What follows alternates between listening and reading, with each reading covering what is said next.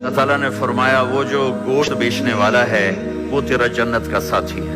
موسیٰ علیہ السلام بڑے حیران ہوئے کہ گوشت بیچنے والا تو عام آدمی ہوتا ہے، وہ میرا ساتھی کیسے بن گیا؟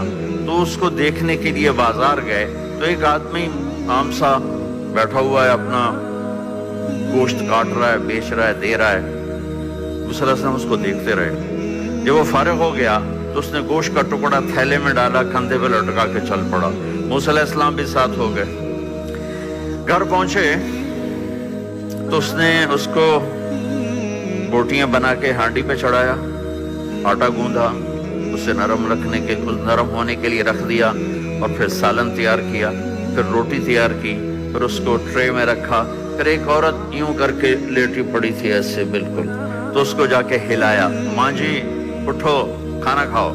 تو اس کو ایک ہاتھ کا سہارا دیا، دوسرے ہاتھ سے اس کو ایسے روٹی کھلائی۔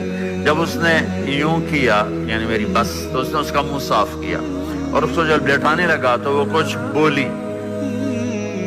موسیٰ علیہ السلام تک آواز نہیں پہنچی۔ جب وہ فارغ ہو گیا تو موسیٰ علیہ السلام نے پوچھا یہ کون ہے؟